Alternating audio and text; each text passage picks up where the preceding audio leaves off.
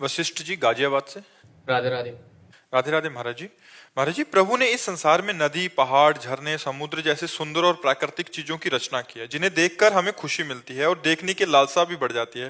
महाराज जी, हम देश विदेश भी इस अनुभव को पाने के लिए जाते हैं, तो क्या अध्यात्म की दृष्टि से ये विषय भोगों की अंतर्गत माना जाएगा? जैसे कहीं पहाड़ देखने जा रहे हैं, कहीं समुद्र देखने जा रहे हैं। हाँ, आंखों का चराना है, कोई अध्यात्म थोड़ी है। ये आंखों का, इंद्रियों का चराना है। इंद्रियां हैं उन इंद्रियों की। आज इस होटल का चेक करके देखते हैं भोजन, आज उस प्रांत में जाकर आंखों को चराते हैं। ये आंखों का चराना है। अब उसी में भावना कर लो। अब इस पहाड़ में देखा, पहाड़ में भावना कर लिया कि पद्मासन लगाए भगवान शंकर तप कर रहे हैं। अरे इसमें तो भगवान विराजमान है। अब वही हमारी भक्ति बन गई। तो हम भगवान तो देखने जाते नहीं, हम तो प्रकृति का सुंदर दृश्य देखने जाते हैं। तो वो नेत्रों को चराना हुआ, नेत्रों का पोषण हुआ, ना कि भक्ति हुई। भावना कर लें, झरना गिर रहा है, बड़ी सुंदर लताएं हैं। अब हम लोग जैसे कोई भी दृश्य देखा तुरंत उसे भावना में ले आए। चार पेड़ सुंदर हरे भरे हैं, झुके हुए पृथ्वी को छू रहे, अब वही अपने प्रिया प्रीतम की भावना कर ली। हमारे श्यामा श्याम यहाँ ऐसे गलबैया देके ऐसे घूमते हुए इस पेड़ के नीचे ऐसे बैठेंगे, ऐसे बात करेंगे। अब हम अपनी भावना में घूम रहे हैं। दृश्य बाहरी है और आंतरिक चिंतन चल रहा है। और यहाँ आंतरिक और बाह्य दोनों मायाकृत है। जो भगवान ने सुंदर सुंदर लता, झरना, पहाड़, दृश्य बनाए हैं, तो ये हमारे नेत्रों को सुख मिलता है, लेकिन आध्यात्मिक सुख नहीं, प्राकृतिक सुख मिलता है। और प्राकृतिक सुख नाशवान है, नहीं नाशवान है। कभी भूकंप आया तो सब ढह गए प्रांत के प्रांत, कभी जल का प्रलय आया, मान लो जैसे समुद्र की उत्ताल तरंगे, तो प्रांत का प्रांत डुबो दिया। तो ये प्राकृतिक टिकाऊ नहीं है, सच्चिदानंद नहीं है, ये परिवर्तनशील है। तो ये नेत्रों को चराना हुआ, कोई अध्यात्म या भक्ति नहीं है। अध्यात्म भक्ति तो भाव के द्वारा दृश्य देखने पर होती है। अब जैसे आप पहाड़ देखने गए, लेकिन बद्रीनारायण, चित्रकूट, अब ये आंखों का चराना नहीं है, अब भक्ति जुड़ गई कि यहाँ भगवान श्री राम चित्रकूट में यहाँ ये लीला की, यहाँ भगवान ने ये मंदाकिनी अनसुईया जी के तप से प्रकट हुई, इस पर्वत पर भगवान ने, अब वो भगवान जुड़ गए ना। तो विदेशों में जाना तो आंखें चराना है, लेकिन जैसे हिमालय की यात्रा है, गंगोत्री आदि स्थानों में जाना है, चित्रकूट आदि जो भी ब्रजधाम, जहाँ जो भी भगवान से संबंधित स्थानों का दर्शन करना, ये परम पुण्यमय है। तीर्थ यात्रा कही जाती है, नहीं कही जाती। विदेश को तीर्थ यात्रा तो आप नहीं कह सकते। क्यों? तीर्थ यात्रा तो जहां भगवान की लीलाएं हैं, भगवान के पावन चरित्र हैं, वही तो कह सकते हैं आप। तो इसलिए अगर हमें आंख चरानी है तो बहुत बढ़िया अपने देश में है। पहाड़ देखने हैं तो आप देखो चित्रकूट में, हरियाली देखने तो देखो कितने सुंदर मंदाकिनी जी बह रही, और लाखों, और हिमालय तो फिर हिमालय ही है, वहाँ तो सुंदरता की कहानी है। एक से एक हिम के पहाड़ भी हैं, एक से एक लताएं, वृक्ष, झरना, गंगोत्री, यमुनोत्री नदियाँ, परम पावन। तो अपना देश जो है, इसकी समानता कोई नहीं कर सकता। जहाँ की नदियाँ भी भगवान की प्राप्ति कराने की सामर्थ्य रखती हैं। गंगा जी का सेवन, यमुना जी का सेवन, ये सब भगवान की प्राप्ति कराने वाला है। जहाँ की भूमि भी भगवान की प्राप्ति कराने की सामर्थ्य, मान लो अयोध्या भूमि, वृंदावन भूमि, ब्रज भूमि, कितने ऐसे महान क्षेत्र है, काशी है, कि केवल भूमि में पड़े रहो तो भगवान की प्राप्ति हो जाएगी। राकेश कुमार गुप्ता जी, भरतपुर से। राधा वल्लभ श्री हरिवंश। श्री हरिवंश गुरुदेव। गुरुदेव, जब से नाम जप और अध्यात्म मार्ग पर चलना शुरू किया है, मन में इंद्रियों ने अपना शासन उतना ही मजबूत किया है। इंद्रियां बुरे कार्य की तरफ आकर्षित होती हैं। नाम जप और इंद्रियों की इच्छा, इन दोनों के बीच मन उलझा रहता है।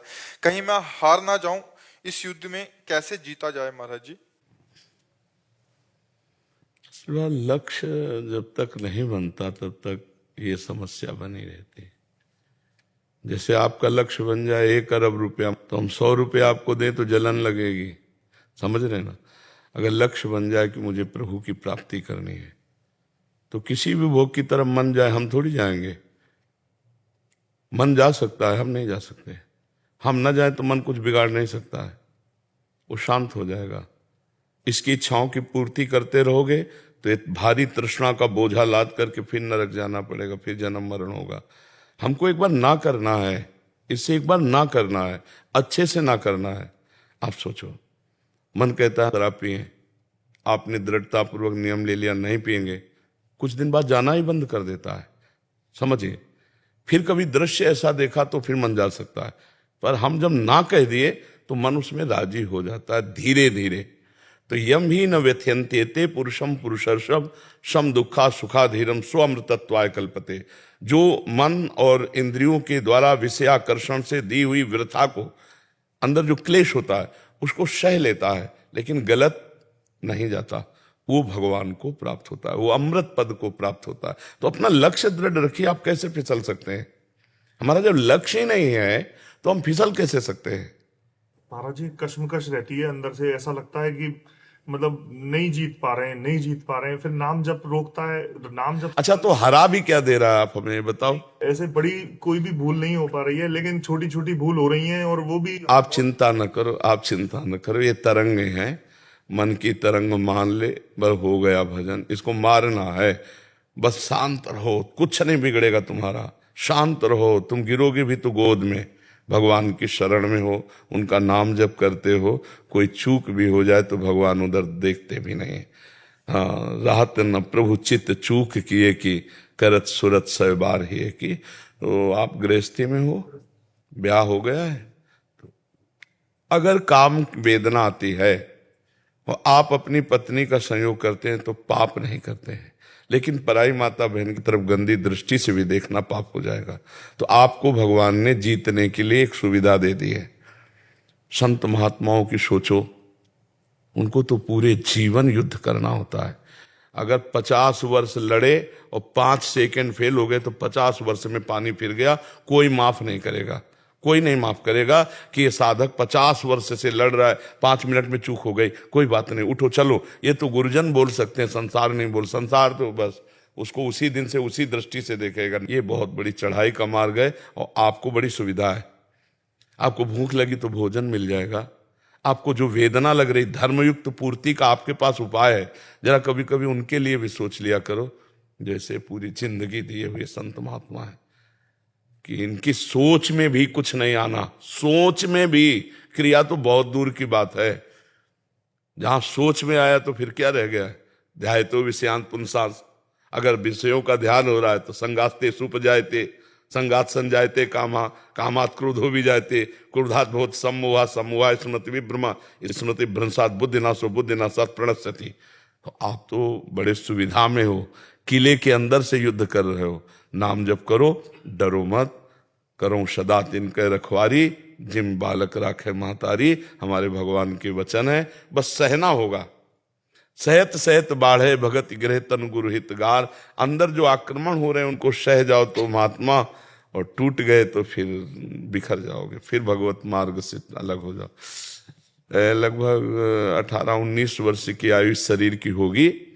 तो ब्रह्मावर्त बिठूर में गंगा किनारे भ्रमण कर रहे थे, तो हमने कई बार सुनाया है, एक शराबी ने हमको बुलाया, नजदीक गए तो देखा शराब पिए हुए, दुर्गंध आ रही। रहे क्या कहना चाहता है? बोला हमारे पीछे आओ। तो हम कौतुकी स्वभाव के, आखिरकार क्या करेगा ये, देखते। वो पीछे ले गया और वैकुंठ धाम में ले गया, और भगवान श्री हरि की छवि को ऐसे देख, बोले देखते इस मूर्ति को? हम कहा हाँ। बोले नीचे क्या है? कहा संगमरमर। ये मूर्ति किसकी है? हम कहा संगमरमर की। बोले समझा कुछ? हम कहा नहीं। बोले इस मूर्ति को तिल तिल काटा गया, टूटी नहीं तो भगवान बन के पूज रही, और ये टूटा तो पैरों के नीचे रौंदा जा रहा है। संगमरमर वही है और संगमरमर वही है। ए तू बाबा जी बना, टूटना नहीं। तो हमने उसको उसी समय पंचांग प्रणाम किया था कि भगवान मुझे इस रूप में शराबी काबिले करके, और हमें जब कभी ऐसी समस्या मानसिक शारीरिक हुई तो उसके शब्द गूंजने लगते, टूटना नहीं, टूटना नहीं, जो टूटा वो बिखर गया, रौंदा जाएगा जो टूट जाएगा, बस। तो कहीं से भी शब्द मिले ना, वो भगवान के ही शब्द होते हैं। बहुत जगह भगवान विविध उपदेश देते हैं। एक बार हम परिक्रमा कर रहे थे तो वृंदावन में वो मतलब तटिया स्थान के इधर ऐसे अखाड़ा है, वहीं सामने पीपल का वृक्ष है, तो ठीक पीपल के वृक्ष के ऊपर लघु शंका कर रहा था। तो पहले तो मुझे लगा अर्घ दे रहा है, क्योंकि ऐसी सोच ही नहीं थी कि कोई लघुशंका कर सकता है। और जब नजदीक गए परिक्रमा करते हुए तो देखा कि लघुशंका, वासुदेव भगवान का स्वरूप पीपल का वृक्ष है, लघुशंका करता है। बड़े ज्ञानी बनते हो, इसमें वासुदेव दिखाई दे रहा, मेरे में वासुदेव नहीं दिखाई। वो गलती हो गई अब का गलती हो गई, तुरंत प्रणाम किया, कहा भगवान धन्य है आप ही सच्चा ज्ञान देने वाले हो। तुम एक वृक्ष पे वासुदेव दिखाई दे रहा, मुझ में वासुदेव नहीं दिखाई दे रहा। अब प्रणाम किया, कहा प्रभु गलती हो गई। जगह जगह भगवान उपदेश देते हैं, अपने को बहुत सावधान रहना है, सहना है और भजन बढ़ाना है, हारना नहीं है, हारना नहीं। एक जीवन में स्वभाव बना लो, हार के भी नहीं हारना है। अगर 100 बार हारेंगे तो 101 बार चढ़ेंगे, हम रुकेंगे नहीं, हम भगवान की प्राप्ति करेंगे इस जन्म में। इसलिए धैर्यवान बनो। ये आक्रमण तो होंगे, अगर विजय श्री के लिए चले हो युद्ध में तो आक्रमण तो होंगे, काम के, क्रोध के, लोभ के, मोह के, मद के, मत्सर के। चतुर सुजान वही है जो साक्षी भाव से सह जाए, उसके अनुसार क्रिया ना करे। अगर हो भी जाए तो फिर सावधान हो, फिर चलो। ये बहुत बड़ा मजबूत हृदय वाले का मार्ग है, कायरों का मार्ग नहीं, भगवान का मार्ग कायरों का नहीं। काम बनाने के लिए पहले काम का नाश करना होगा, ऐसे नहीं होता। कोई भी कार्य ऐसे नहीं बनता, पहले कामना का मर्दन किया जाता है। 10,000 वर्ष दाहिने पैर के अंगूठे केवल खड़े होकर ऐसे पत्नी प्राप्त करने के लिए करदम जी ने तपस्या की थी, तब उनको भगवान ले आकर के देहूती जी के लिए। तो हम लोग कामना करते, क्या तपस्या करते हैं, क्या भजन करते हैं, क्या भगवान के लिए अर्पित करते हैं। लोग समझते हैं केवल मंदिर गए, भगवान से कह दिया तो हमारा काम पूरा हो जाएगा, ऐसे ले। तो धैर्य पूर्वक रहो, आगे खुद आप देखना। मतलब आप तो आए और आपको उत्तर मिल गया। हम लोग तो ऐसे भटक रहे थे गंगा किनारे कि कैसे धीरे धीरे धीरे धीरे धीरे धीरे जब हार गए हृदय से और प्रभु का आश्रय लिया तो जीत गए। जब तक अहंकार साधना का था तब तक कुछ नहीं बना, और जब रोना शुरू हुआ तो फिर सब बात बन जाती है उनके चरणारविंद के बल से। बिन रोए किन पाइया प्रेम प्यारा मीत। तो सही पूछो तो एक काम बढ़िया हो रहा है, आपका अहंकार नष्ट हो रहा कि मैं किसी योग्य नहीं हूं। ये काम क्रोध को भी हम धन्यवाद देते हैं कि इन्होंने हमें भगवान तक पहुंचाने में बहुत सहयोग किया। क्योंकि जब ये आके ताल ठोकते तो हम घुटने के बल हो जाते, तो अपने आप पता चला हम कुछ नहीं है। तो ऐसे ही जैसे कोई भयावह चीज आवे तो भाग के अपना जो रक्षक उसी की तरफ जाएंगे ना, तो इन्होंने शरणागति हमारी पुष्ट कर दी।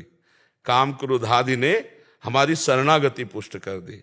अगर हम ऐसे देखें तो सामने उधर वो खड़े, तो हमें किधर देखना पड़ेगा, प्रभु की तरफ ही देखना पड़ेगा। तो भागे प्रभु की तरफ कि प्रभु बचाओ, तो हमें प्रभु की तरफ भगाने वाले यही तो हुए ला। तो हम इनको भी प्रणाम करते हैं कि ये भी हमारी शरणागति में बड़ा भारी सहयोग किए। ये हमने ऐसा अनुभव किया कि ये लोग हमारे अहंकार का नाश करके भगवान की तरफ दौड़ाते हैं। यहाँ खड़ा मत रहे, दौड़, क्योंकि आग है ये, तो शीतलता तो भगवान के चरणों में, तो उधर भागाने का काम ये किए। तो इसलिए बहुत धैर्य पूर्वक चलो। अब जो भी हो रहा है मंगल ही होगा, अमंगल नहीं हो सकता। बिल्कुल आप आनंद पूर्वक रहिए, खूब नाम जप कीजिए, थोड़ा सहनशील बनिए। सहनशील आशय उदार धीरज सहित विवेकी। ये सहत सहित बाढ़े भगत गृह तन गुरहित गार। जो सहन कर गया बहुत आगे बढ़ गया। चुप शांत, ऐसे कोई तुम्हारे ऊपर थोड़ी है। आप जब व्यक्त करोगे तभी है, आप जब अनुमति दोगे मन को तभी वो कुछ कर पाएगा, नहीं कुछ नहीं कर पाएगा। वो केवल जलाता रहता है। वो प्रमथन स्वभाव की इंद्रियां, प्रमथन स्वभाव का मन है, साधक को जलाता रहता। साधक सोचता है ये काहे को जलन जलें, भोग लें। और भगवान कहते त्यागात शांति अनंतरम, भोगों का त्याग करने पर शांति प्राप्त होती है। और गलत सलाह बुद्धि दे देती कि भोग ले यार 2 मिनट में शांति प्राप्त हो जाएगी। बस वो तो क्रिया हो गई, लेकिन उसका जो संस्कार बना वो जीवन भर तुम्हें काटता रहेगा, भगवान से बिलक करता रहेगा। इसलिए बहुत सावधान रहना चाहिए। गोविंद शर्मा जी। राधे राधे महाराज जी। महाराज जी, मैं जयपुर राज दरबार के अधीन प्राचीन मंदिर के पुजारी की सेवा मेरे को प्राप्त है, और श्री राधा रानी और मेरे राधे देव की कृपा से जन्म से जीवन तक बहुत सारे चमत्कार हुए हैं श्री जी कृपा से। और महाराज जी, पर फिर भी मन भौतिक विषयों की तरफ आकर्षित होकर कई बार विषय भोग करवा लेता है, जो उचित नहीं है महाराज जी। महाराज जी, एक गुरु ने शिष्य को मंत्र दिया प्रेत सिद्ध करने का। प्रेत सिद्ध हो गया तो उसने कहा काम बताओ, तो उन्होंने काम बता दिया। अब वो प्रेत जल्दी से कर लिया। फिर का काम बताओ, तो उनका कितना काम है? बोले काम नहीं बताओगे उठा के पटक देंगे तुमको। गुरुजी के पास गए, गुरुजी प्रेत क्या सिद्ध हुआ? वो कह रहा अगर काम नहीं बताओगे तो उठा के पटक देंगे। तो उनका एक डंडा बांस गाड़ दो और कहो कि इसमें चढ़ो उतरो, जब काम होगा तो हम तुम्हें बता देंगे। वो प्रेत है मन, अगर इसे काम नहीं बताओगे, काम में नहीं लगाओगे ना, तो उठा के पटक देगा भोगों में। वो डंडा है नाम, राम राम राम राम राम राम, चढ़ाओ उतारो इसको, और काम में जो काम आवे तब काम में लगवाओ मन को, और नहीं तो लगाओ इसी नाम में। अगर बिगाड़ दे तो हमें बताना। अगर इसे नाम में नहीं लगाया तो उठा के पटक देगा, चाहे जितना कोई हो। जो ज्ञानिन कर चित अपरई बरियाई विमोह बस करई। बहुत विचित्र भगवान की माया है। इसलिए हमारी बात मान लो, सब लोग मान लो। अगर सुखी होना है लोक में, परलोक में शांति प्राप्त करनी है, तो नाम को पकड़ लो। नाम को जो नाम प्रिय लगे या जो गुरु जी ने दिया है उसको हर समय मनन करते रहो, अंदर ही अंदर चलाते रहो। अंदर अंदर चलाते रहोगे तो ये मन तुम्हारे काबू में रहेगा। नहीं तो ये मन बहुत कठिन है। हिमालय को उठा लेना सहज हो सकता है, लेकिन मन को रोक लेना कठिन है। अगर वो ठान ले कि मुझे ये करना है, तो चाहे इसके बाद गोली मार दी जाए वो बर्दाश्त कर लेगा, पर वो करेगा। आप देख लो ना, उस मन को अगर कोई रोक सकता है तो भगवान का अमोघ बलशाली नाम रोक सकता है। नहीं तो अपने लोगों का जीवन उसी नाम के भरोसे से तुम आगे बढ़ करके चले, नहीं तो कदम चलने देता। 18, 20, 22, 24, 25, 30 ये अवस्था जो जवानी की होती है ना, ये लड़खड़ा कर संसार बाजार में डाल देती है। और वही एक नाम भगवान, ऐसे नाम पाहरू दिवस निसी, रामचरितमानस, नाम पाहरू दिवस निसी, ध्यान तुम्हार कपाट, लोचन निज पद जंतित, जाहि प्राण के बाद। रात दिन नाम का पहरा है तो सही ढंग से चल पाओगे। नाम जप करो रात दिन, खाली मन हानि का हनुमंत विपत्ति प्रभु सोई, जब तो सुमिरन भजन। यही विपत्ति वो भोगों में गिरा देगा। अगर नाम जप नहीं तो भोगों में गिरा देगा। नाम जप करो, नाम जप करो, नाम जप से ही परम मंगल हो जाएगा। आ ब्रह्म स्तंभ पर्यंतम सर्वम मायामयम जगत, सत्यम सत्यम पुनः सत्यम, हरेर नामैव केवलम, हरेर नामैव, हरेर नामैव, हरेर नामैव केवलम, कलौ नास्ते हो नास्ते हो नास्ते हो गति अन्यथा। भगवान के नाम में अपार सामर्थ्य है। ये भी नाम जपना तो एक शीतलता, उसी शीतलता के बल से हम काम क्रोध आदि दोषों पर विजय प्राप्त करते हैं। नहीं तो प्रभु दूसरे को उपदेश देने में हमारी बुद्धि काम करेगी, लेकिन अपने मन को उपदेश देने में फेल है। देख लो, ईमानदारी से देख लो। दूसरे को हम ब्रह्म ज्ञान उपदेश कर सकते हैं, अष्टांग योग उपदेश कर सकते हैं, भक्ति का उपदेश कर सकते हैं, लेकिन गंदे आचरण में लगे हुए मन को संभाल सके इतनी सामर्थ्य हमारे में नहीं। ये सामर्थ्य नाम प्रदान करेगा। नाम बल प्रदान करता है, तभी इस पर विजय प्राप्त की जा सकती। नहीं जानकारी किसको नहीं प्रभु, ये गलत है। जानकारी फिर वो क्यों नहीं बचता जब जानता है गलत? क्योंकि उसमें बल नहीं, अध्यात्म बल नहीं। और अध्यात्म बल क्या है? ये नाम। बारी मथे घृत होए बरु सिकताते बरु तेल, बिनु हरि भजन न भौतरिया सिद्धांत अपेल। बिना भगवान के नाम के भजन के संसार से तर नहीं सकता, पक्की बात है।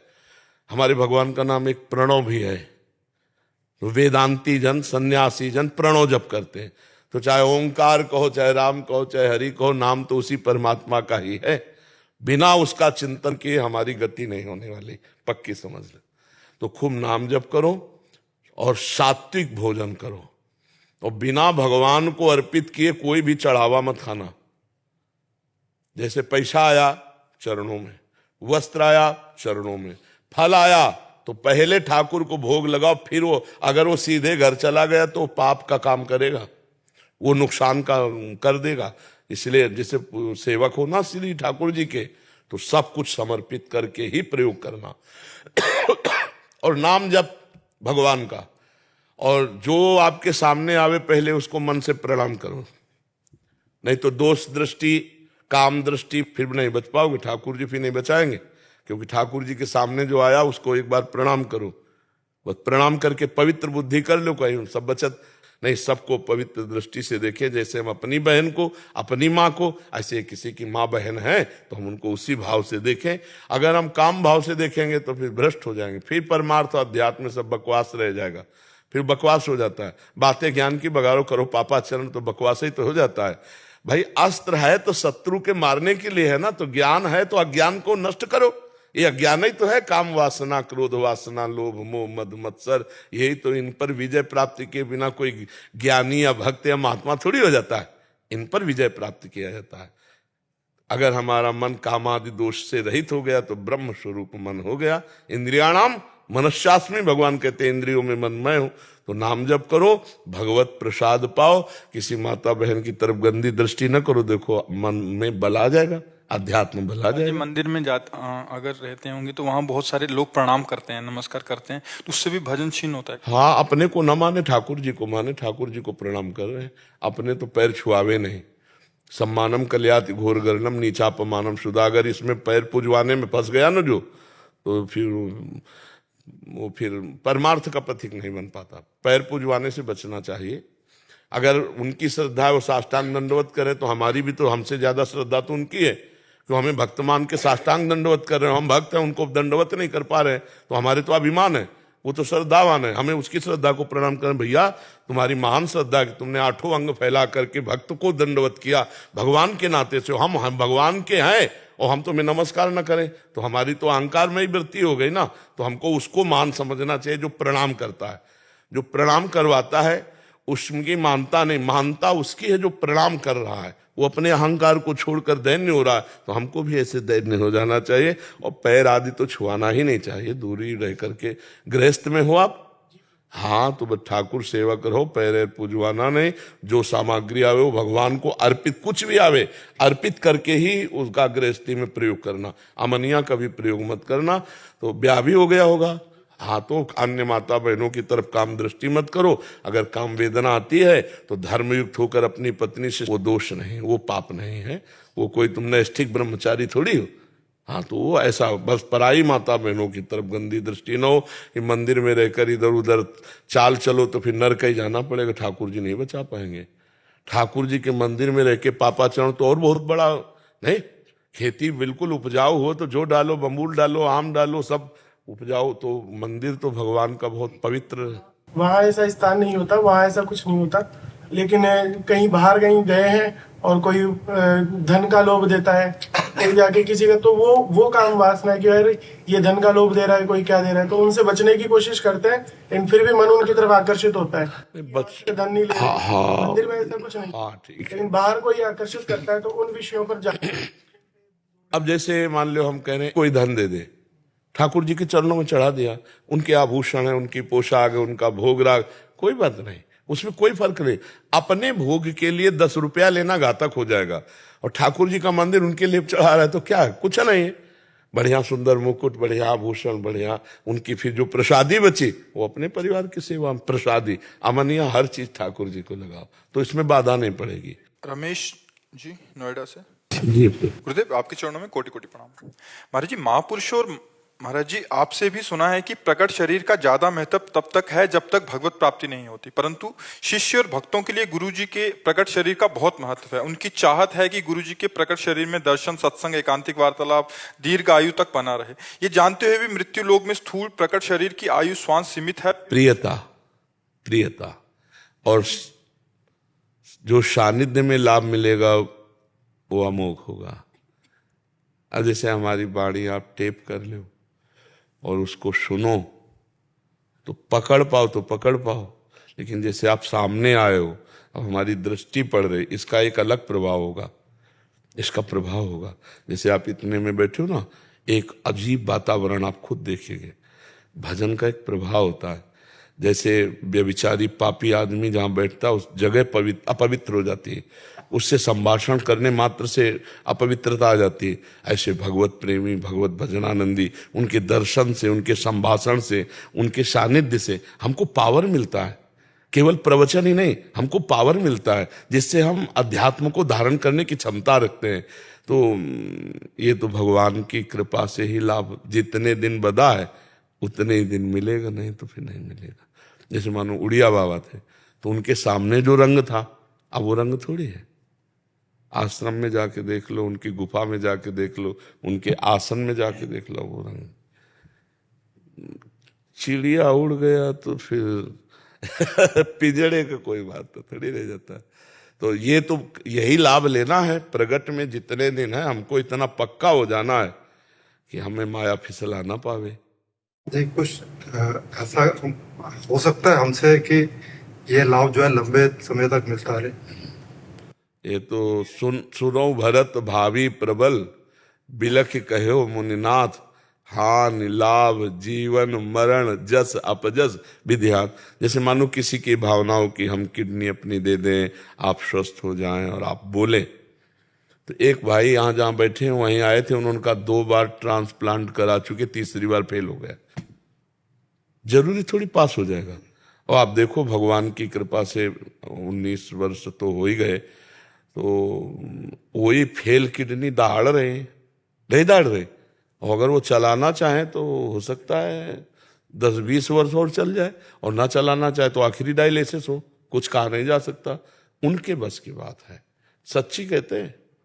तो हाँ, बस केवल बस उन्हीं के चलाए चल रहे, और वही जितने दिन चलाएंगे चलेगी। नहीं तो ऐसा समझो नींव खत्म हो चुकी, बिल्डिंग टिकी हुई है, नींव खत्म हो चुकी है, और बिल्डिंग सब शरीर की नींव है गुर्दा, उसी से लीवर दिल सबका कनेक्शन रहता है, सब फेल है भगवान। कभी कभी अपने आप ही प्रार्थना हो जाती है जी। कि ये समय काफी लंबा। वैसे हमने देखा है कि जैसे हम एकदम गिरे, 2-4 दिन एकदम चपेट मारती है किडनी, फिर हम एकदम पावर में हो जाते हैं। तो ये आप लोगों की जो प्रार्थना है ना, भक्तों की जो भावना है ना कि हमें 4 दिन और अवसर मिले, तो हमें लगता है सबका आशीर्वाद और प्रेम हमें तुरंत खड़ा कर देता है। हम जब 12 बजे जगते हैं ना, तब 2 बजे रोड में आ पाते हैं, और ये सब चलता रहता है 9:30 बजे तक ऐसे। तो भला किडनी फेलियर आदमी से कैसे चल सकता है? बोलने में प्यास लगती है, पानी हमारे लिए ब्रेक लगा हुआ है। इसमें आप सबका आशीर्वाद काम कर रहा है। मतलब जीना तो उतने ही दिन है जितने दिन निश्चित है, पर जीने का तरीका जो अच्छा है इस समय, ये आप सबके आशीर्वाद से, गुरुजनों के आशीर्वाद से कि ये मंगलमय कार्य हो रहा है, भगवान करा रहे हैं। बकाया हमने ये कभी स्वीकार नहीं किया कि तुम्हारा पेट फाड़कर हमारा किडनी सही हो, ऐसा हम कभी स्वीकार नहीं करेंगे किसी के लिए भी, क्योंकि हम नहीं चाहेंगे। हम क्यों जिए? हम जीना चाहते हैं श्री जी की इच्छा पूर्ति के लिए। तो उनकी इच्छा इतनी बलवान कि फेल किडनी भी चलती रहेगी। मूकम करोति वाचालम पंगुम लंघयते गिरिम यत कृपा तमहम वंदे परमानंद माधवम। तो हम जानते हैं अपने स्वामी के बल को, फिर हम दूसरे का सहारा क्यों ले? आपको चलाना तो इन्हीं किडनी से हो सकता है। आप बताओ, अगर आप अचानक हमें देखो, हम ना बताएं, तो आप क्या ये रिजल्ट दे सकते हो कि किडनी फेलियर आदमी है? आपको बाहर से ऐसा महसूस होगा कि हम किडनी फेलियर है? अब केवल हमें जानकारी भरना हो आपको, और आपको इनको कोई रोग है क्या, या कहो जाके अंदर ढूंढो किडनी फेलियर कौन है, तो हमारी तरफ नहीं देखेगा, वो आपकी तरफ भले देखे। तो श्री जी का प्रताप, इसमें भगवत प्रताप ने, डॉक्टरों ने तो कह दिया था 2.5 या 5 वर्ष बहुत चलेगी तो चलेगी, क्या मर जाओगे। तो अपने आप ही अंदर से प्रार्थना होती है कभी कि इसका हमारे महाराज जी स्वस्थ रहे, क्योंकि एक्सरसाइज अपनी स्वस्थता के लिए कर रहे हैं, पर अपने आप। हाँ, नहीं, आप सबकी सद्भावना में बड़ी दम होती है। सद्भावना ही बहुत आयु वर्धन करती है, और असद्भावना जो है आयु का नाश करती है। तो ये सब करतुम अकर्तुम अन्यथा करतुम, भगवान और भक्त दोनों मिलकर सुरक्षित किए हुए। और हम एक कृपा ये देखते हैं कि लोग प्रायः संतों के पास जाते हैं आशीर्वाद लेने, और हमारे पास आते हैं आशीर्वाद देने। बताओ, आश्चर्य की बात देखो ना, कितनी माई बहन ऐसे उठेंगी और ऐसे कहेंगे बाबा तू चिरजीवी रहे, बाबा तेरी आयु बढ़े। तो हमें लगता है कि उल्टा हो रहा है। लोग साधु बाधुआ से चिरजीवी होना चाहते हैं, आशीर्वाद मांग, बाबा तू सुखी रहे, ए बाबा तू ऐसे आनंद से, ब्रजवासिनी मैया आती है, ए बाबा तू ऐसे आनंद से बोलता है, मैं देखती रहूं और तेरे को रोटी पवाती रहूं। यही श्री जी से प्रार्थना है, यही काम कर रहा है, यही सब का। जी जी जी। संदीप गौड़ जी आगरा से। राधे राधे। राधा वल्लभ श्री हरिवंश महाराज जी, आपके चरणों में कोटि कोटि प्रणाम। महाराज जी, आम धारणा है कि मनुष्य को अपने कर्मों का फल अगले जन्म में मिलता है, इसलिए वह निर्भीक होकर इस जीवन में अधर्म के जरिए धन संपदा का अर्जन करता है और लेकिन अत्यधिक अपराध बन जाने पर इसी जन्म में उसको दंड प्राप्त, जैसे महत अपराध बन जाए तो आयु क्षीण हो जाएगी और उसकी अकाल मृत्यु का योग बन जाएगा। साधु अवज्ञा तुरत भवानी, कर कल्याण अखिल के हानि। छोटे मोटे अपराध तो ठीक है, लेकिन अगर महत अपराध बन जाए तो तत्काल लागू हो जाएगा। नहीं, अत्यंत दुष्ट को गोली मार दी जाती है, न्यायालय तक पहुंचाने की बात पीछे होती है, पहले उसको गोली मारी जाती है। नहीं तो न्यायालय कानून के अनुसार फिर अपराधी को फांसी या सजा मिलती है, लेकिन अत्यंत दुष्ट जैसे आतंकवादी है, क्योंकि अगर उनको चांस मिला तो फिर तो उनको मृत्युदंड ही उनका सच्चा मार्जन है उनके अपराध का। तो जब महत अपराध बन जाता है तो फिर इसी जन्म में लागू हो जाता है, और साधारण अपराध बनते हैं शुभ अशुभ, तो वो उसके चलते रहते हैं, फिर भगवान देते हैं, क्योंकि अनंत जन्मों का हिसाब किताब है। तो हमें लगता है कि इस कानून को ऐसा ना समझा जाए कि गलत है। नहीं, हमारी भारतीय संविधान में भी देखो, सबको तुरंत दंड मिल जाता है क्या? 10-10 वर्ष मुकदमा चलता रहता है, जबकि एक प्रदेश एक देश और अनंत ब्रह्मांडों का हिसाब किताब अगर एक जन्म के बाद, तो फिर कोई आश्चर्य की बात नहीं है। कभी कभी 20-20 वर्ष हो जाते हैं मुकदमा चलते हुए, फिर उसे सजा होती है। तो इसलिए ये भागवतिक जो कानून है उसे उसको इसी जन्म में अशांति, उद्विग्नता, भय, शोक, चिंता, मृत्यु, ये तो प्राप्त होते हैं। और परिणाम जो होता है वो फिर कई जन्मों तक, जैसे भीष्म जी कह रहे हैं मुझे 100 जन्म तक याद है, मैंने ऐसा कोई पाप नहीं किया, कि 6 महीना बाणों की शैया पर। तो फिर उदाहरण में भगवान ने आगे दिया कि आप एक राजा थे और आपने एक सर्प को झाड़ी पे डाला, कांटों पे, वो 6 दिन में तड़प तड़प के मरा, तो तुम्हें 6 महीना बाणों की शैया पर। तो मतलब हमारा हजारों सैकड़ों जन्मों का हिसाब किताब चल रहा है, पूरा रजिस्टर भरा हुआ है। अब रजिस्टर बढ़ाने नहीं आए, मिटाने आए हैं। हम ऐसा भजन करें भगवान का कि संचित कर्म भस्म हो जाए, और क्रियमाण जो नए हो रहे हैं वो पवित्र आचरण हो और भगवत समर्पित हो, तो निष्फल हो गए, वो हमें बांध नहीं पाएंगे। शुभ भी बंधन है, और जो हमारा प्रारब्ध है वो निष्प्रभावित हो जाए, कि हमको परास्त न कर पावे। तीनों प्रकार के कर्मों का शासन भगवान के भजन के द्वारा किया जा सकता है। संचित को भस्म, क्रियमाण को निष्फल, और प्रारब्ध को निष्प्रभावित। प्रभावित तब माने जब हमको रौंद के गिरा दे, भगवान से विमुख कर दे। तो भगवान से विमुख कर दे, इतना बड़े प्रारब्ध की सामर्थ्य अब नहीं रह गई।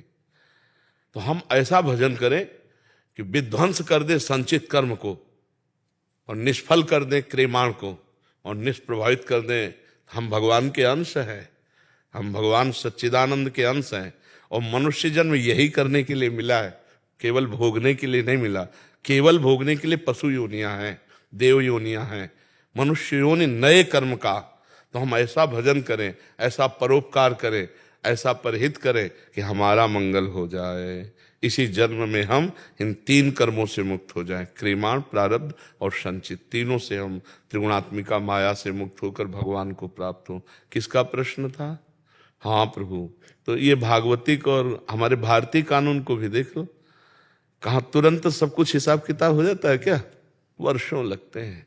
तो फिर तो भगवान का बहुत बड़ा दरबार है।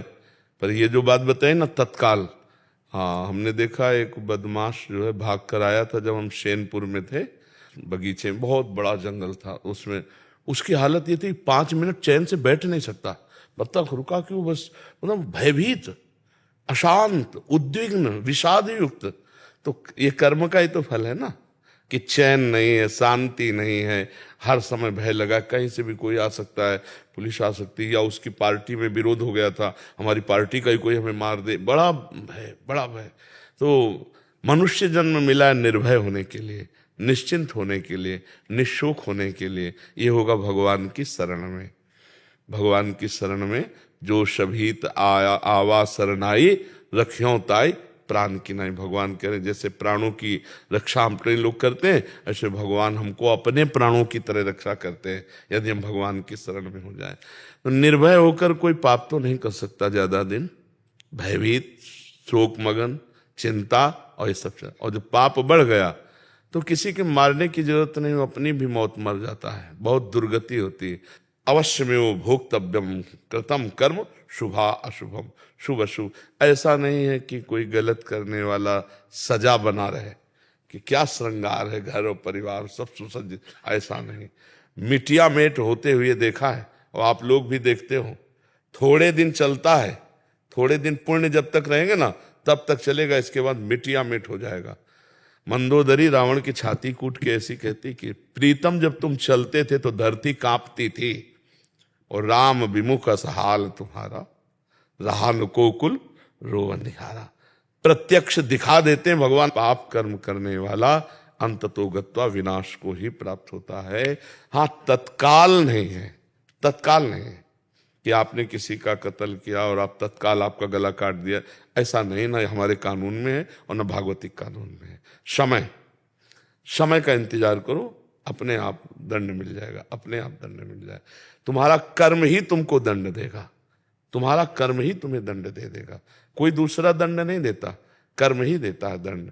किसी की खोपड़ी में, तुम्हारी खोपड़ी में बैठ जाएगा, तुम्हारी खोपड़ी में बैठ के तुम्हारे हाथ से तुमको जहर खवा देगा, तुम्हारे हाथ से तुमको पंखे में लटका देगा, तुम्हारे हाथ से गोली शूट करवा देगा। कर्म बलवान है, इसलिए ऐसा ना मानना चाहिए कि बाद में देखा जाएगा, देखने लायक नहीं रहोगे, ऐसा दंड आता है देखने लायक नहीं रहोगे। सच्ची कहते हैं पाप से डरो, वो जब फलीभूत होता है ना तो अच्छों के, हाँ, भगवत प्राप्त संतों के शरीर में भी प्रारब्ध अपना प्रभाव दिखाना चाहता है। रामकृष्ण परमहंस जी के गले में कैंसर, बड़े बड़े महापुरुषों के, कर्म अवश्य भोगना पड़ता है। इसीलिए कोई ऐसा ना समझो कि हमने जो कर्म किया उसका फल नहीं मिलेगा। अगर कहीं डिलीट कर सकते हो तो एकमात्र भगवान का भजन है, दूसरा कोई उपाय नहीं।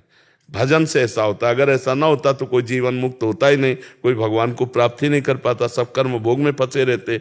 भगवान के नाम में इतनी सामर्थ्य है, मिटा देंगे आपके संचित कर्म को, मिटा देंगे, पक्का मिटा देंगे। बहुत बड़ा गोदाम जमा है संचित कर्म का, इसलिए नाम, भगवान का नाम जितना जप लो। इस बात को मत देखो कि वो पापी बहुत सुखी है, वो बहुत गाड़ियां और बहुत रुपया पैसा सब मिट्टी में मिल जाएगा। अब आप अविनाशी हैं नहीं कि आप देख सको, शरीर विनाशी है, दृष्टि प्राकृतिक है, नहीं, बिल्कुल मिट्टिया मेट दिखाई देता है। एक दो नहीं, कई उदाहरण हमने देखे, कई उदाहरण देखे। इसी जन्म में जहां ताज बांध करके चलते थे, दुखिया को न सताइए दुखिया देगा रोए, और जब दुखिया के मुखिया सुने तब तेरी गति का, मिट्टी में मिल गए। इसलिए बहुत कर्म किसी को बख्शता नहीं है, इसलिए मत सोचो कि हमारा पाप कर्म कोई जान नहीं पाया, जान नहीं पाया, लेकिन सरकारी बैंक में जमा ब्याज सहित मिलेगा तुम्हें। अगर मिटा सकते हो तो भजन के द्वारा मिटा दो, नहीं तो भोगना पड़ेगा। अभी मिटा दो, निकल पड़ा तो भजन करते हुए भी भोगना पड़ेगा, ये भी बात है। पूर्व का जैसे बाण छूट गया, वो तो लगेगा कि जो तूड़ीर में उसे भस्म कर सकते हो, तो जो संचित कर्म है वो तो भस्म हो जाएंगे, लेकिन जो प्रारब्ध बन के आ गया, अगर भजन में चित्त लगाए तो प्रभाव कम रहेगा, पर शरीर में रहेगा उसका प्रभाव। आप समझ पाए प्रभु?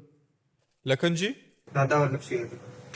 राधे राधे महाराज जी। महाराज जी, आपके चरणों में कोटि कोटि प्रणाम। गुरुदेव भगवान, मेरा प्रश्न यह है कि आर्त भाव क्या है और आर्त भाव कैसे प्राप्त होगा?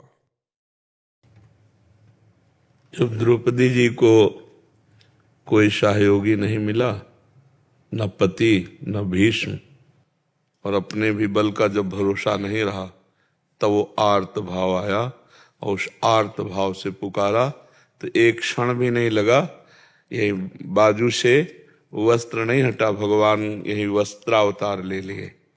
जब गजेंद्र का परिवार छोड़कर चला गया और बहुत वर्ष तक युद्ध करने पर वो थकित हो गया, अपना भी बल नहीं रहा, तब उसे आर्त भाव प्राप्त हुआ और वो हरि को पुकारा। सुनेरी मैंने निर्बल के बलराम, अपबल तपबल और बाहुबल, चौथो बल है दाम, शूर किशोर कृपाते सब बल, हारे को हरि नाम। जिसके अंदर ये बात आ गई कि मैं किसी योग्य नहीं, किसी काम का नहीं, अब तो केवल भगवान का ही भरोसा है, उसे आर्त भाव कहते हैं। वो आता है तृणादपि सुनी चैन से, अपने को तृण से भी नीचा समझे तो आर्त भाव आ जाएगा। दैन्य जो भगवान को बहुत प्रिय है, इसी में भगवान का प्रादुर्भाव होता है। दैन्य और आर्त ही भगवान के दरबार में प्रवेश पाता है। वही अहंकार गलित देहाभिमान रहित पुरुष ही भगवत साक्षात्कार कर पाता है। बात समझ में आ रही है आपके? हाँ, ये बाजार में नहीं मिलता है, पढ़ने लिखने से नहीं मिलता, ये किसी साधना से नहीं मिलता। ये ऐसी परिस्थिति भगवान पैदा कर देते हैं, ऐसी स्थिति दे देते हैं, फिर वो आर्त होता है। परम अकिंचन प्रिय हरि के रे, जिसको भगवान के सिवा कोई नहीं, उसके हृदय में आर्त भाव आता है। अगर अपना भी बल है तो आर्त भाव, तपस्या का बल है, भजन का बल है, ज्ञान का बल है, आर्त भाव नहीं आएगा। नहीं, हाँ, आर्त भाव तो बहुत बहुत ही दुर्लभ वस्तु है। आर्त भाव समस्त बलों का त्याग, फिर आर्त भाव आता है। वो किसी बिरले महाभागवत के हृदय में आता है। तो इसीलिए भजन किया जाता है कि धीरे धीरे हमारी अहंकार की वृत्ति गलित हो देहाभिमान की, और भगवान के भक्तों के चरणों में हमारी प्रीति हो जाए। बस इसी से आर्त भाव आएगा, और तो अहंकार पुष्ट होता है। मैं 10 वर्ष से मौन हूं, मैं 20 वर्ष से फलाहार करता हूं, मैं अमुक तपस्या में, ये सब भगवान को, ये सब आर्त भाव, दैन्य भाव। यही दीन प्यारे वेद पुकारे, द्रवो सुश्री भगवाना। आर्त भाव बहुत सुंदर बात है। आर्त भाव, अपना भी बल न रह जाए, एकमात्र भगवान का बल, एक भरोसो, एक बल, एक आश विश्वास, यह है आर्त भाव। मात्र भगवान, केवल भगवान। समझ पा रहे बच्चे? कर्नल गौतम कपूर जी। जय श्री राम। जय श्री महाराज जी, जय श्री राम। महाराज जी, मैं राम जी का भक्त हूँ और उनकी प्रतिदिन आराधना करता हूँ। साथ ही मैं शंकराचार्य के अद्वैत वेदांत का अनुयायी भी हूँ। भक्ति मार्ग और ज्ञान मार्ग अलग होकर भी गंतव्य तो आत्म स्वरूप परम तत्व एक ही है, ये मैं जानता हूँ। पर आगे क्या चलकर दोनों मार्गों का अनुयायी होने के कारण कोई द्वेष तो नहीं उत्पन्न होगा? अभी पढ़े हो, अनुभव में नहीं है। सत्य है ना ये बात? हाँ जी, सत्य है। हाँ। अनुभव में कुछ नहीं है। हाँ, इसीलिए सोहम और दासोहम, इस पर आपकी कुछ समझ हुई है? हाँ, अभी मैं भक्ति मार्ग के हिसाब से दास ही हूँ और सोहम को प्राप्त नहीं हो पाया हूँ। तो प्राप्त हो जाओगे, बस एक ही पकड़े रहो, दास भाव। मम दर्शन फल परम अनुपा, जीव पाव निज सहज स्वरूपा। भगवान श्री राम कह रहे हैं, जिसको मेरे सच्चिदानंद बपू का साक्षात्कार हो जाता है, वो अपने आत्म स्वरूप में स्थित हो जाता है। मम दर्शन फल परम अनुपा, जीव पाव निज सहज स्वरूपा। और भगवान शंकराचार्य जी कहते हैं, स्वरूपानुसंधान भक्ति रेव गरीयसी। आत्मबोध के लिए भक्ति श्रेष्ठ है। इसमें भगवान का कृपा प्रसाद और बचाव पक्ष रहता है। और शुद्ध ज्ञान मार्ग में चलने में आप भ्रष्ट हो जाओ, कोई आपको बचाने वाला नहीं। और गिरते हुए देर नहीं लगती। ज्ञान के पंथ कृपान के धारा, और परत खगेश लगे नहीं बारा। जो निर्विघ्न पंथ निर्भाई, सो कैवल्य परम पद लाई। और कौन सा ऐसा ज्ञान है जो भक्त के हृदय में प्रकाशित नहीं होता? कौन सा ऐसा भक्त है जो ज्ञानी नहीं है, जो प्रेमी नहीं है? लेकिन ज्ञानी प्रेमी नहीं होता। इस रूप में भगवान की दास्ता में उसको प्रेम नहीं, क्योंकि अगर वो द्वैत स्वीकार करता है तो उसका ज्ञान ही सिद्ध नहीं होगा। जो राम है सब में रमा है वही मैं हूं, जो कृष्ण है सबका आकर्षण वही मैं हूं, जो परमात्मा है परब्रह्म है आत्मा है वही मैं हूं। समझ रहे ना?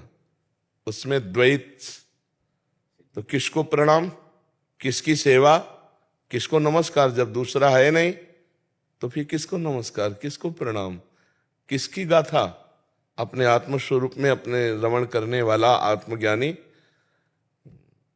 मैत्रः करुण, ये दो उसके स्वभाव में नहीं होते। और भक्त जो होता है उसमें मैत्रः करुण है वचा, क्योंकि उसमें मैत्री होती है।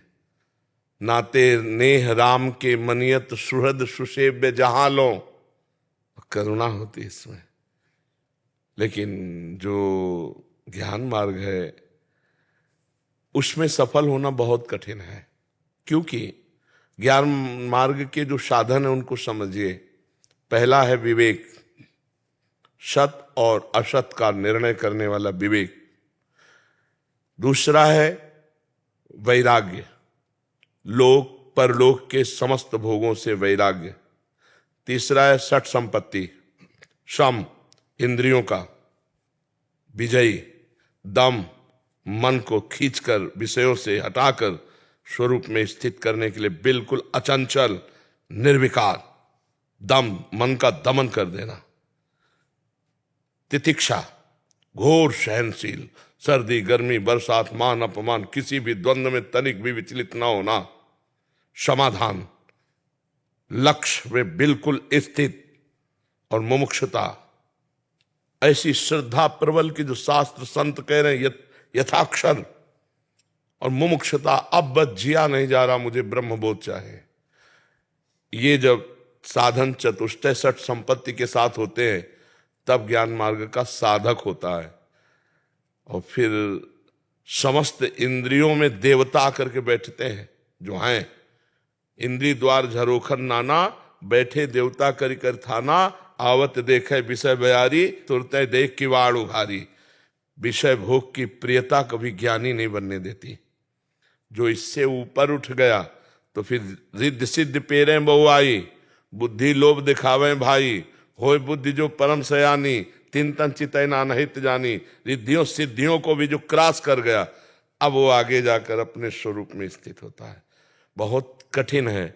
और जो ज्ञान मार्ग से कठिन, भक्ति में बहुत सरल है। कैसे? इसमें भगवान का सपोर्ट रहता है और इसमें दैन्यता रहती है। अगर उससे कोई चूक होने वाली होती है तो करो सदा तिनके रखवारी, जिम बालक राखे मातारी। भगवान उसकी रक्षा करते हैं और हर बात उसके अंदर होती, ज्ञान भी होता है, वैराग्य भी होता है, भक्ति भी होती, सब कुछ होता है। समझ रहे हो आप? महाराज जी, भक्ति मार्ग मैं समझता हूं कि ट्रेन का इंजन है और ज्ञान मार्ग पीछे पीछे लगे डब्बे हैं।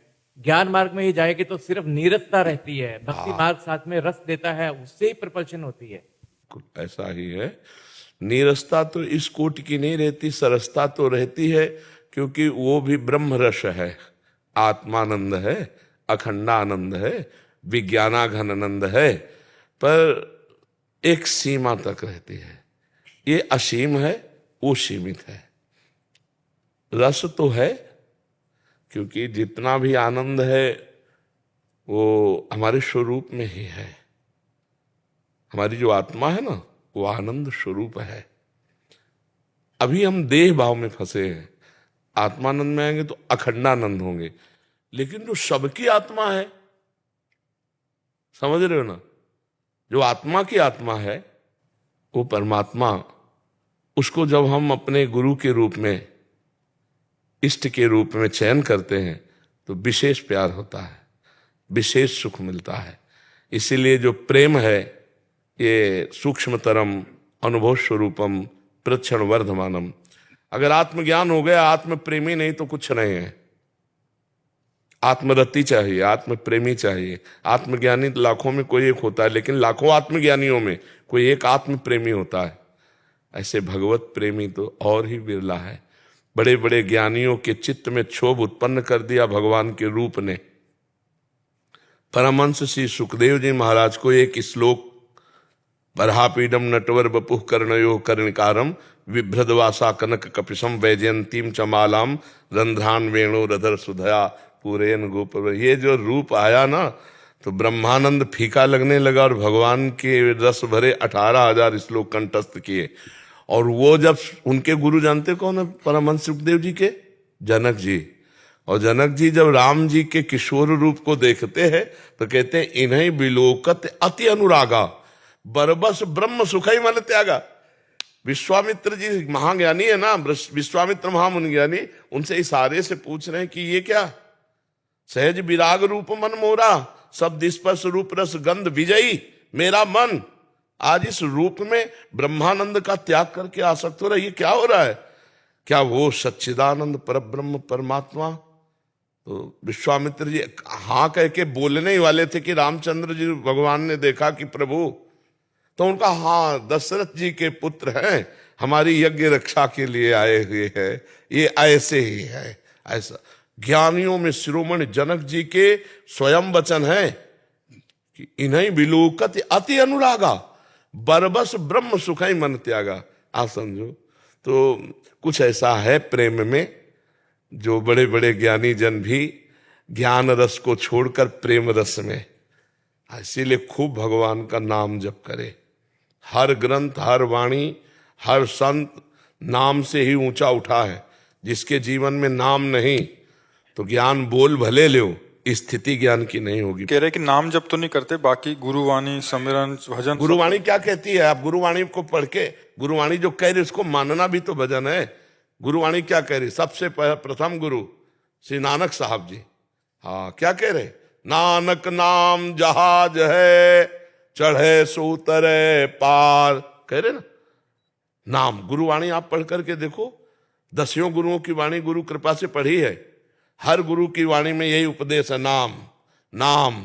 अब नाम जप ना करो तो गुरुवाणी का पाठ का लाभ क्या लिया? रामचरितमानस भी पढ़ते हैं हमारे। अब हरे वो तो खुला नाम की जय जयकार कर रहे। मेरा कहने का तात्पर्य यह है कि मैं रामचरितमानस, कबीर जी के भजन और गुरुवाणी का श्रवण और मनन करता हूँ। जब श्रवण के साथ मनन करता हूँ तो मेरा भाव बढ़ता है। आप ये बताओ मनन का स्वरूप क्या होता है? जब गुरुवाणी कह रहे हमको उत्तर की दिशा में जाना है, इस नदी में गोते लगाना है, हमने मनन किया कि उत्तर दिशा में जाना हो, नदी में गोते लगाना है, और हमने बोल दिया सबको, लेकिन गए उत्तर दिशा, गोते लगाए तो फायदा क्या हुआ?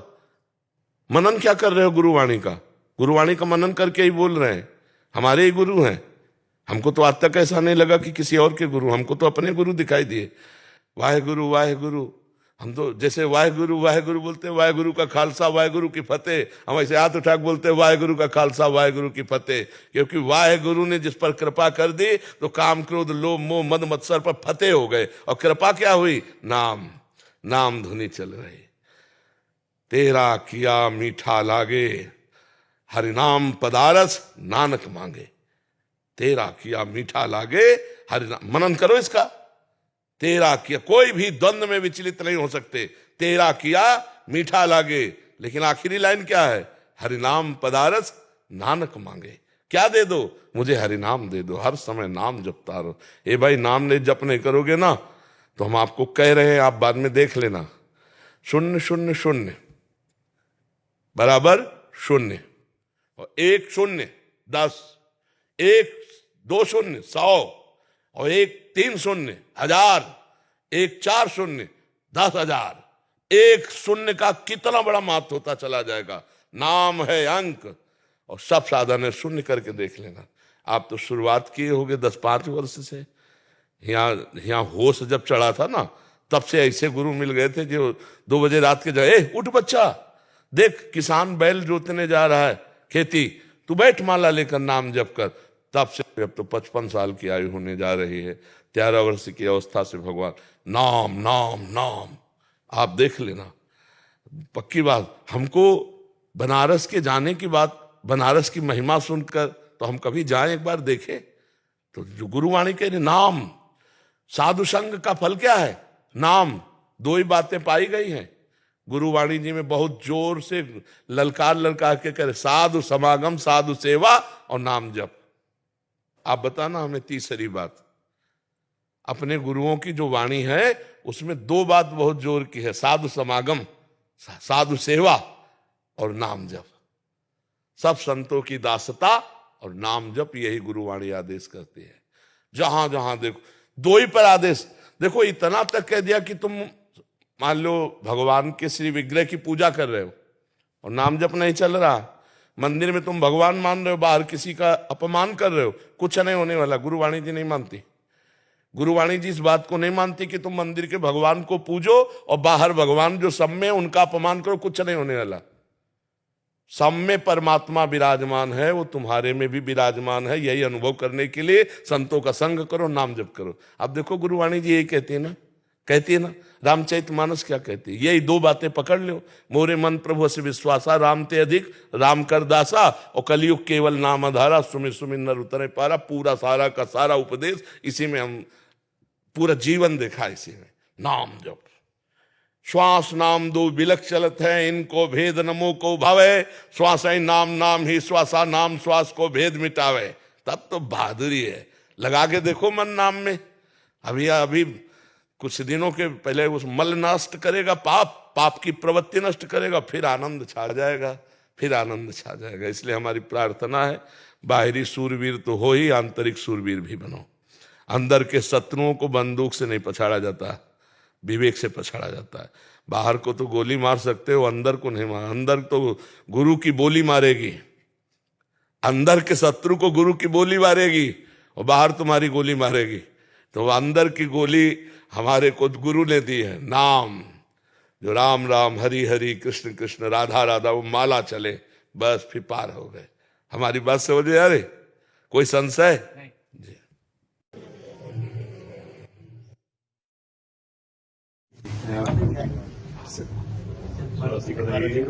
और मस्त रहिए। राष्ट्र सेवा के सौभाग्य है। हमारे भारत में सर्वसम्माननीय हमारी दृष्टि में हमारे राष्ट्र सैनिक है। हमारा राष्ट्र सैनिक परिवार से अलग हर कष्ट सहता हुआ तुम्हारी सुरक्षा में लगा हुआ है। भारत का प्रत्येक बच्चा चाहिए कि भारत का प्रत्येक नागरिक हमारे सैनिकों का सम्मान करे। हमारे राष्ट्र सैनिक सबसे सर्वश्रेष्ठ सम्माननीय, क्योंकि उन्होंने प्राणों की बाजी लगाकर अपने परिवार से दूर रहकर हमारे तिरंगे की शान को, अपनी जान को दे करके बचाया। इसलिए हम बहुत सम्मान करना चाहिए। हमारे राष्ट्र सैनिकों का पूरे भारतवासियों को सम्मान करना चाहिए। बहुत नीच कोटि की बात है कि अन्य लोगों का सम्मान होता है, भारतीय सैनिक का कोई उस कोटि से सम्मान नहीं करते जिस कोटि से होना चाहिए। जैसे कोई बड़ा पदाधिकारी पधारे तो उसके नीचे सब खड़े हो जाते हैं, तो भारत का सब कोई नीचे है। भारतीय सैनिक जो बॉर्डर पे लगा हुआ है वो सबसे श्रेष्ठ पद वाला है। आप लोग ये समझिएगा कि आपका बहुत बड़ा पद है। हाँ, तो आप मरोगे तो स्वर्ग जाओगे केवल इसी बात के लिए कि आप राष्ट्र सैनिक है। हाँ, इसके लिए। और आप बहुत बड़े त्यागी हैं। जब छोटा सा बच्चा अंगुली पकड़ के कहता है पापा आप कब आओगे, उस भारतीय सैनिक के हृदय की पूछो कि कैसा लगता है अपना परिवार छोड़ करके फिर देश के लिए जान समर्पित करना। इसलिए हम तुम्हें नमन करते हैं। तुम लोग इसीलिए कहा आप मस्त रहो, तुम्हारा बहुत बड़ा पद है, ये सब नहीं जानते, बहुत बड़ा पद है। आप राष्ट्र सेवा में हो, अपने प्राणों को समर्पित किए हुए हो। बहुत बड़ा त्याग और बहुत बड़ा पद दोनों। आपको भगवत प्राप्ति अगर राधा राधा बीच में जपते रहे और थोड़ा सा खान पान संभाल ले तो आप संत हैं। सैनिक और संत में कोई अंतर नहीं। वो भगवान के लिए अपने जीवन को सर्वस्व बलिदान करता है, तो आप राष्ट्र रूपी भगवान के लिए जीवन समर्पित करते हैं। आप हमारी दृष्टि में बहुत पूज्य है। सबको दुपट्टा पहनाओ, माला पहनाओ, प्रसाद दो।